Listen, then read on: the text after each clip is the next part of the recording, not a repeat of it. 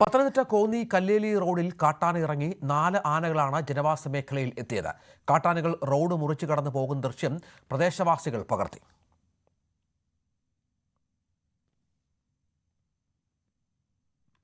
ശശിനാരായണനുണ്ട്. ശശിനാരായണൻ, ഈ പ്രദേശം ഈ ആനകൾ സാധാരണയായി വരുന്നൊരു സ്ഥലമാണോ അതോ അപ്രതീക്ഷിതമായിരുന്നു നാട്ടുകാർക്ക്?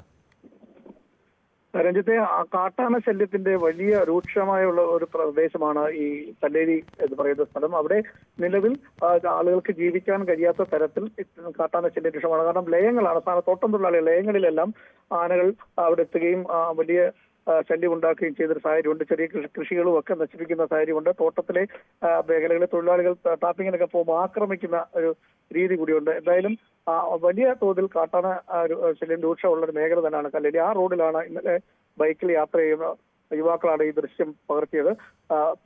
ഈ കാട്ടാനക്കൂട്ടം റോഡ് മുറിച്ച് കടക്കുന്ന ദൃശ്യമാണ് പകർത്തിയിട്ടുള്ളത്. എന്തായാലും ആ തേക്ക് വനമേഖലയോട് ചേർന്ന പ്രദേശമാണ് ഉള്ളത്. അതുകൊണ്ട് തന്നെ റബ്ബർ പ്ലാന്റേഷനും ഉണ്ട്. ആ ആനകൾക്ക് നിൽക്കാൻ പറ്റുന്ന ഒരു സൗകര്യം കൂടി ഇവിടെ ഉണ്ട്. അതുകൊണ്ടാണ് ഈ പ്രദേശത്ത് തുടർച്ചയായി കാട്ടാന ശല്യം ഉള്ളത്. കഴിഞ്ഞ ദിവസം ബൈക്ക് യാത്രക്കാരനെ ആക്രമിക്കുന്ന ഒരു സാഹചര്യമുണ്ട്. അത്തരത്തിൽ നിരവധി പ്രശ്നങ്ങളുണ്ട്. കാരണം ലയങ്ങളിലെ തോട്ടം തൊഴിലാളികൾ പല ഭാഗത്തും ജോലിക്ക് പോകുമ്പോൾ പുലർച്ചെയും അതുപോലെ രാത്രിയും എല്ലാം കാട്ടാനെ കാണുന്നത് പതിവാണ്. തലനാരിലേക്കാണ് പലരും രക്ഷപ്പെടുന്നത്.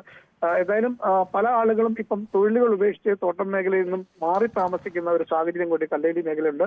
കല്ലേലി, കൊക്കാത്തോട് തുടങ്ങിയ മേഖലകളെല്ലാം വനത്തോട് ചേർന്ന പ്രദേശമാണ്. അതുകൊണ്ടാണ് ഈ ആന ഇത്തരത്തിൽ കൃഷി സ്ഥലങ്ങളിലും ജനവാസ മേഖലയിലേക്ക് ഇറങ്ങുന്നത്. ഈ വനത്തിലൂടെയുള്ള റോഡിലാണ് നമ്മൾ ഈ ദൃശ്യം കാണുന്നത്. ആ റോഡ് മുറിച്ച് കാട്ടാനക്കൂട്ടം കടക്കുന്ന ദൃശ്യമാണ് യുവാക്കൾ പകർത്തിയിട്ടുള്ളത്. സ്ഥിരമായി അവിടെ കാട്ടാന ശല്യമുള്ള മേഖലയാണ്. അതുകൊണ്ട് തന്നെ ഈ ഒരു ഒറ്റപ്പെട്ട പ്രദേശമാണ് ഈ കല്ലേരി കൊക്കാത്തോട് എന്ന് പറയുന്ന പ്രദേശം.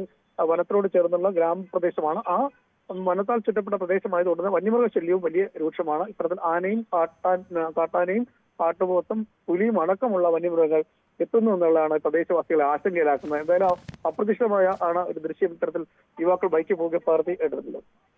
അതാണ് സാഹചര്യം. ആനകൾ ജനവാസ മേഖലകളിലേക്ക് കടക്കുന്നു എന്നുള്ളതാണ് നിർണായകമായ വിവരം. പാലക്കാട് നെല്ലിയാമ്പതിയിൽ ജനവാസ മേഖലയിൽ വീണ്ടും കാട്ടാനയെത്തി. കാട് കയറ്റിയ കൊമ്പൻ വീണ്ടും എത്തുകയായിരുന്നു. സീതാർകുണ്ട് പോപ്സ് എസ്റ്റേറ്റിലാണ് ആന എത്തിയത്. കഴിഞ്ഞ ദിവസം RRT സംഘം കാട് കയറ്റിയ ആനയാണിത്.